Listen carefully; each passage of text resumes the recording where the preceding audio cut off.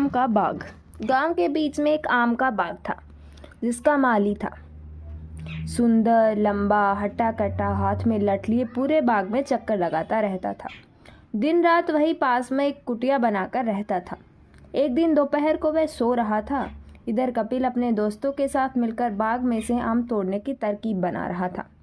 कपिल, दोस्तों, आज सुंदर जैसे ही सो जाए चुपचाप पीछे से बाग में घुसेंगे, वहाँ आम तोड़ेंगे, हम में से एक कुटिया के पास खड़े रहकर पहरा देगा। सभी दोस्त उसकी बात मानकर ऐसा ही करते हैं। चुपचाप बाग में पहुंच जाते हैं, पीछे के पेड़ों से आम तोड़ने लगते हैं। मुरारी सुंदर की कुटिया के पास खड़े रहकर पहरा दे रहा था। कुछ देर बाद सुंदर पानी पीने के लिए उठता है तो उसे कुछ आवाज़ें सुनाई देती है। सुंदर, कौन है वहाँ? कोई आम चुरा रहा है क्या? मुरारी, भागो भागो, माली जाग गया, कहता हुआ पीछे की ओर भागने लगता है। सुंदर उसके पीछे दौड़ने लगता है। दौड़ते दौड़ते वह देखा है कि कुछ बच्चे पेड़ पर चढ़े हुए थे, कुछ नीचे खड़े आम बटोर रहे थे। मुरारी की आवाज़ सुनकर वे सब नीचे उतरकर भागने लगते हैं। सुंदर उसके पीछे भागता है। सभी बच्चे भाग जाते हैं, लेकिन कपिल को सुंदर पकड़ लेता है। सुंदर, क्यों बेटा, बहुत होशियार बनते हो, कहाँ भागे जा रहे हो? चलो आज तुम्हारे घर चलते हैं इन आमों का हिसाब चुकाने। कपिल, काका, थोड़े से ही तो आम लिए हैं, बाग में जो कितने आम हैं, छोड़ दो ना, घर पर बेकार में पिटाई हो जाएगी। सुंदर नहीं मानता। वह तो आम के पैसे वसूल करना चाहता था। वह कपिल को लेकर सीधा कपिल के घर पहुंच जाता है। सुंदर, जतन भाई कहाँ हो? देखो तुम्हारा लड़का आम चुरा रहा था। जगत जी बाहर आते हैं। जगत जी, क्या कहा? ये नालायक फिर पहुंच गया आम चुराने। इसकी पिटाई मैं करता हूँ तभी सुधरेगा ये। यह कहकर जगत जी उसे मारने के लिए डंडा ढूंढने लगते हैं। तभी कपिल की माँ बाहर आ जाती है। अरे छोड़ दो, बच्चा है, गलती हो गई उसे। सुंदर, तेरा जितना नुकसान हुआ है मैं भर दूंगी। जा अब छोड़ मेरे बच्चे को। सुंदर गुस्सा होते हुए चला जाता है। जगत जी, तुमने ही बिगाड़ रखा है इसे। ये कहकर वे खेत पर चले जाते हैं। सुनीता, क्यों इतनी शैतानी करता है? आज तो मैंने बचा लिया, लेकिन आगे क्या होगा? तुझे आम खाने थे तो मुझसे पैसे ले जाता। कपिल, मुझे माफ़ कर दो माँ, आगे से तुम्हें कभी शिकायत का मौका नहीं मिलेगा। लेकिन अगले दिन जब कपिल अपने दोस्तों से मिलता है, कपिल, यार उस सुंदर ने तो पापा से शिकायत कर दी, उसे सबक सिखाना पड़ेगा। मुरारी, अरे तेरे पे भाग नहीं गया, मैंने कितनी आवाज़ लगाई थी। कपिल, मैं देख रहा था, कोई रह तो नहीं गया। मेरी छोड़, ये बता उसे सबक कैसे सिखाए। मुरारी, एक काम करते हैं, रात को सोते समय उसके मुंह में कपड़ा ढूंस देंगे, फिर उसके हाथ पाँव चारपाई से बांधकर उसे उठाकर पास वही नहर में फेंक देंगे। सभी दोस्त उसकी हाँ में हाँ मिलाते हैं। रात को वे सुंदर के सोने के का इंतजार करने लगते हैं। उसके सोते ही उसके हाथ पैर बांधकर उसे नहर में फेंक देते हैं और वहाँ से भाग जाते हैं।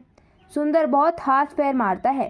किसी तरह वह रस्सी खोलकर चारपाई से अपने आप को छुड़ाता है। सुंदर समझ जाता है कि यह सब कपिल और उसके दोस्तों ने किया है। वह अगले दिन से गायब हो जाता है। तभी एक आदमी गांव की चौपाल पर आता है। आदमी, गांव वालों, एक आदमी नहर में डूबकर मर गया। जिसने भी उसे नहर में फेंका हो अपने आप सामने आ जाए, नहीं तो पुलिस उसे मार मार कर उगलवाएगी।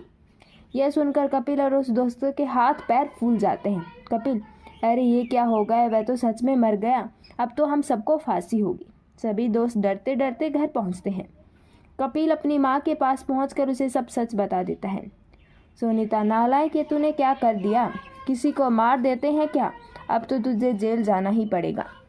सुनीता शाम को जगत जी को सारी बात बताती है। वे रात को ही कपिल और उसके दोस्तों को इकट्ठा करते हैं और सबके माता पिता के साथ पुलिस चौकी की ओर चल देते हैं। पुलिस चौकी दूर थी। रात को जंगल के रास्ते जा रहे थे, तभी उन्हें कंबल ओढ़े एक आदमी रोक लेता है। उसका चेहरा नहीं दिख रहा था।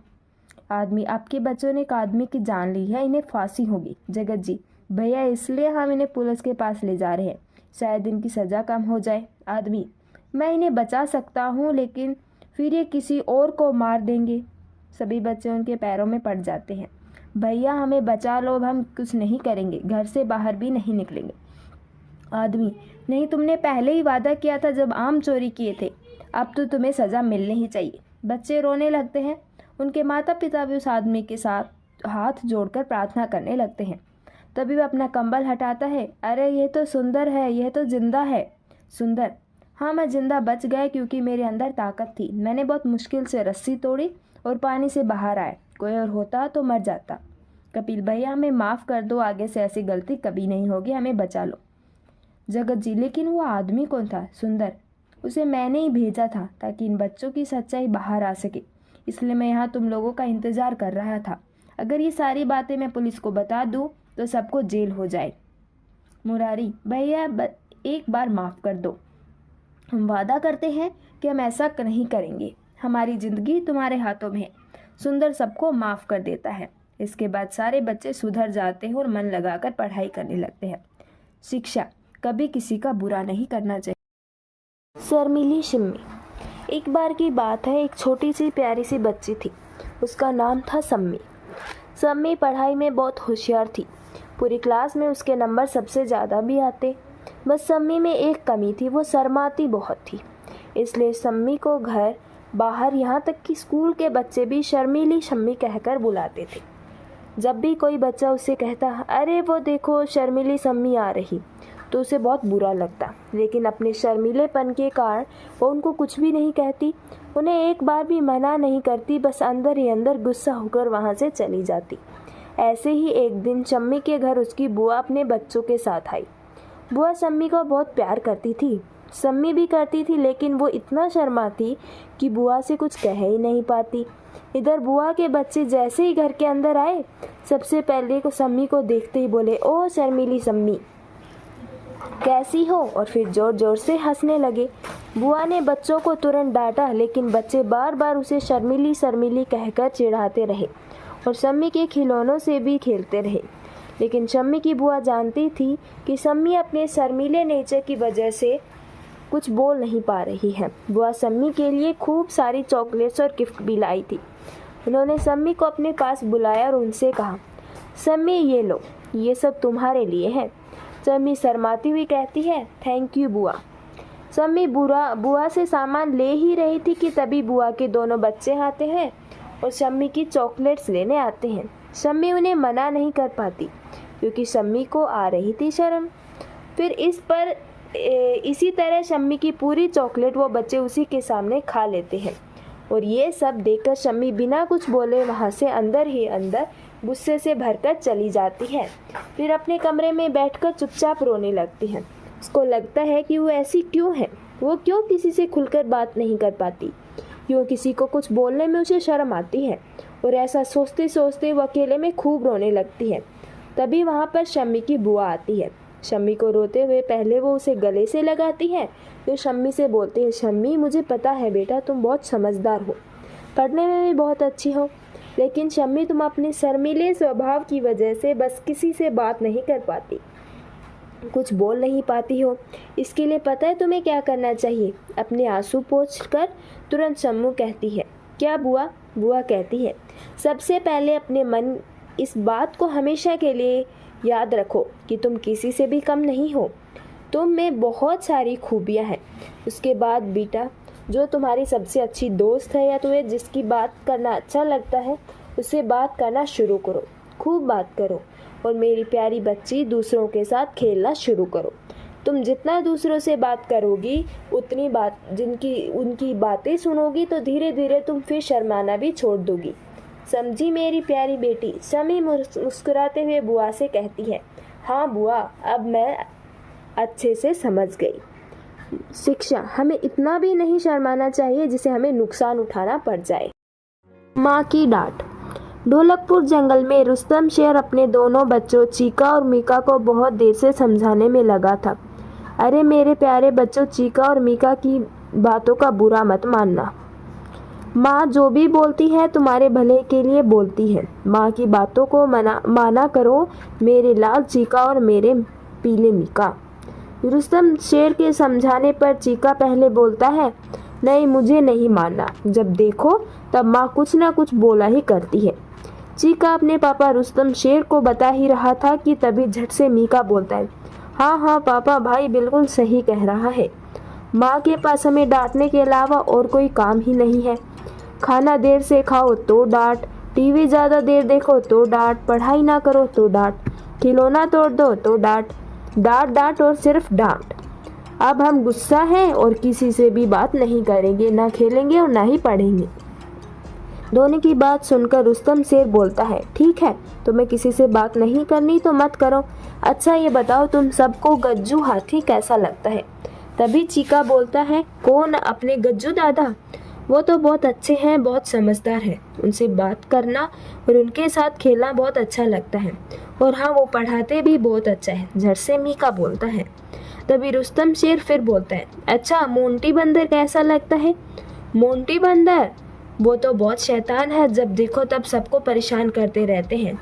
मैं एक दिन बैठकर जूस पी रहा था और वो चुपके से मेरे पीछे से आए और मेरा जूस ले लिया। हाँ पापा, मेरे साथ भी मोंटी बंदर ने ऐसा ही किया था।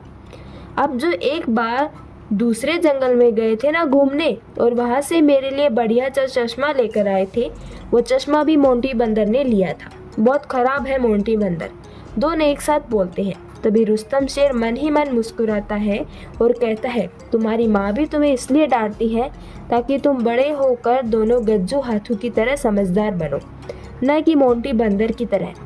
रुस्तम शेर की ये बात दोनों चीका और मीका ध्यान से सुन रहे थे। तभी रूपा शेरनी वहाँ आती है, गर्मा गर्म रसगुल्ला लेकर। दोनों बच्चे झट से उठते हैं और माँ के गले लगते हुए कहते हैं, माँ हमें माफ़ कर दो, हमें नहीं बनना मोंटी बंदर की तरह। आज से हम दोनों आपकी सारी बातें मानेंगे। फिर रूपा शेरनी दोनों बच्चों को खूब प्यार करती है और फिर सब मिलजुल कर गर्मा गर्म रसगुल्ले खाते हैं। शिक्षा: अगर कभी भी आपके बड़े आपको समझाए, कुछ बोले, तो उनकी बातों को मानना चाहिए, क्योंकि बड़े हमेशा हमारी भलाई के लिए ही ऐसा करते हैं, ताकि हम बन सके पूरी दुनिया के सबसे अच्छे बच्चे। कर भला तो हो भला। एक प्रसिद्ध राजा था जिसका नाम रामधन था। अपने नाम की ही तरह प्रजा सेवा उसका धर्म था।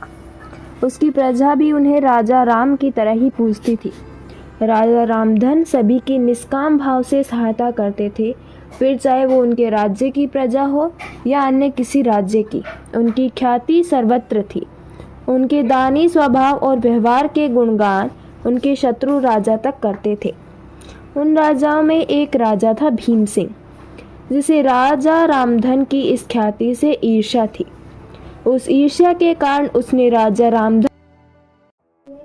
लालची आदमी। एक बार एक छोटे से शहर में एक लालची आदमी रहता था। वह बहुत ही धनी था। इसके बावजूद भी उसकी लालच का कोई अंत नहीं था। उसे सोना और कीमती वस्तुएं काफ़ी प्रिय थी, लेकिन एक बात जरूर थी कि वह अपनी बेटी को हर चीज़ से ज़्यादा प्यार करता था। एक दिन उसे एक परी दिखाई दी। जो उसके पास आया तो उसने देखा कि पेड़ की कुछ शाखाओं में परी के बाल फंस गए थे। उसने उसकी मदद की और परी उन शाखाओं से आज़ाद हो गई। लेकिन उस लालची आदमी पर उसका लालच हावी हुआ। उसने सोचा, क्यों ना परी से मदद के बदले में इच्छा मांगी जाए ताकि वह और अमीर बन सके। आदमी ने परी से कहा तो उसने परी उसकी बातें सुनकर उसे एक इच्छा की पूर्ति करने का मौका दिया। ऐसे में उस लालची आदमी ने कहा, जो कुछ मैं छूऊं वह सब सोना हो जाए। परी ने ऐसा ही किया और इसकी इच्छा पूर्ण कर दी। जब उसकी इच्छा पूर्ण हो गई तब वह लालची आदमी अपनी पत्नी और बेटी को अपनी इच्छा के बारे में बताने के लिए घर भागा। उसने हर समय पत्थरों और कंकड़ को छूते हुए उन्हें सोने में परिवर्तित होते देखा। इसे देखकर वह बहुत खुश हुआ।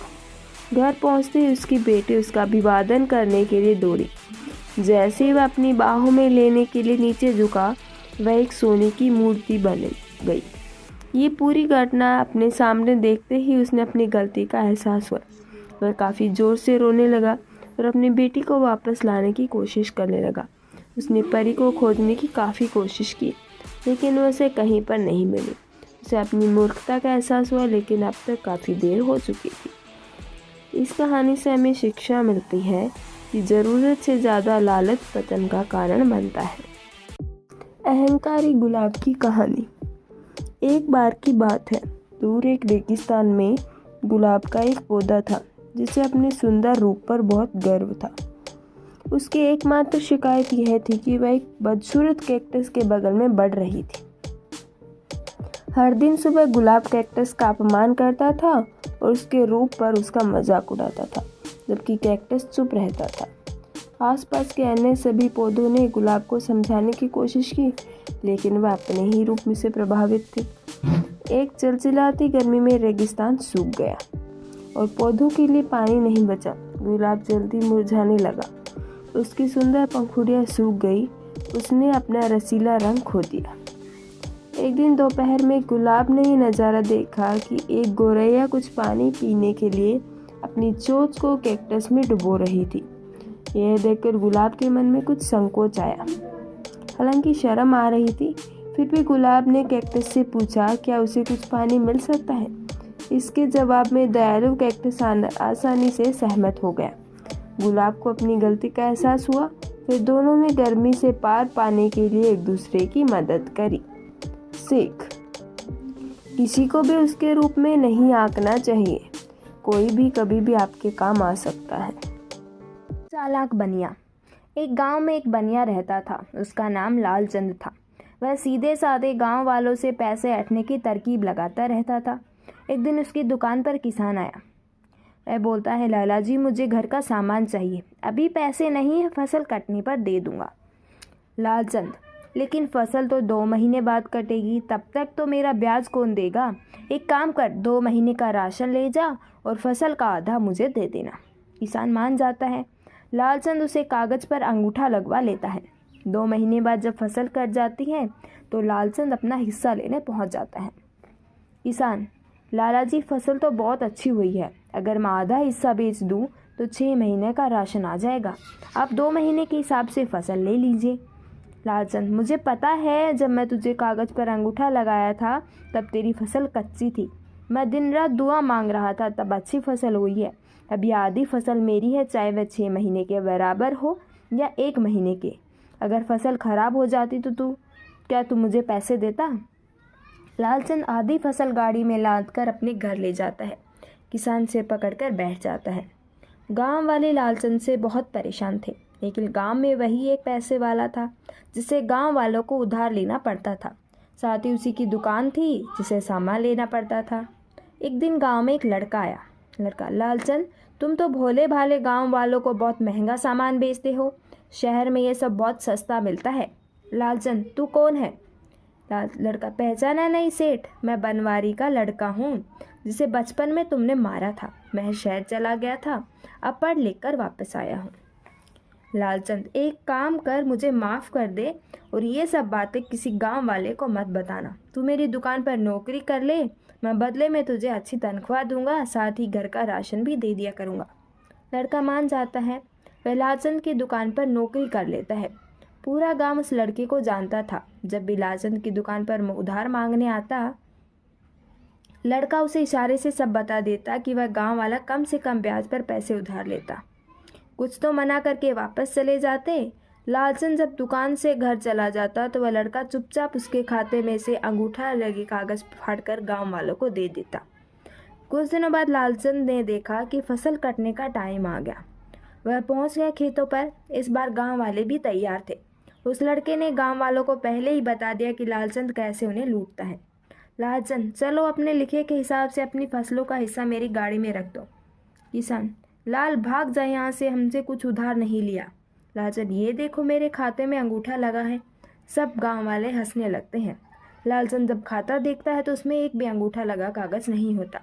तभी वह लड़का पीछे से आता है। लड़का: सेठ जी, बहुत लूट लिया तुमने गांव वालों को। वह देखो, गांव के बाहर हमने सरकारी दुकान खुलवा दी है, जो सस्ता सामान मिलेगा। साथ ही गांव वालों को उधार देने के लिए ग्रामीण बैंक भी खुलने वाला है। लालचंद: चोर इसलिए मेरी दुकान पर नौकरी की थी, मैं तुझे छोड़ूंगा नहीं। लड़का: लाला, भाग जा यहाँ से, सरकारी ग्रामीण बैंक का कर्मचारी हूँ, बैंक के लिए सर्वे करने आया था। यह इन गांव वालों से तेरी लूट का पता चला तो बैंक खोलने की ज़रूरत समझ में आई। अब ज़्यादा बोला तो पुलिस में शिकायत कर दूंगा। सरकारी आदमी को धमकी देने के लिए 2 साल की कैद हो जाएगी। यह सुनकर लालचंद वहाँ से भाग जाता है। शिक्षा: लालच बुरी बला है। सुंदर घोड़ा। एक जगह एक सुंदर घोड़ा चरा करता था, लेकिन उसको हमेशा डर लगा रहता था क्योंकि उसी इलाके में एक बाघ में कभी कभार दिख जाता था। लेकिन फिर भी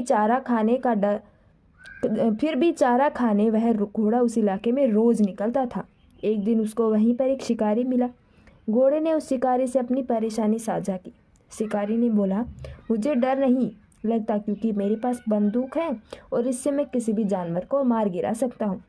यह सुन घोड़े ने शिकारी से पूछा कि क्या शिकारी उसकी मदद कर सकता है। शिकारी ने उसको बोला, मेरे साथ रहो, तुम्हारी जान को कभी खतरा नहीं होगा। घोड़ा मान गया और वह शिकारी उसके ऊपर बैठ करके उसको शहर के एक अस्तबल में छोड़ दिया। घोड़ा सोचने लगा, मुझे जान से खतरा तो हट गया, लेकिन मेरा आज़ादी तो गई। शिक्षा, दूसरे छोर पर हमेशा हरियाली दिखती है, लेकिन हमें किसी पे भरोसा नहीं करना चाहिए।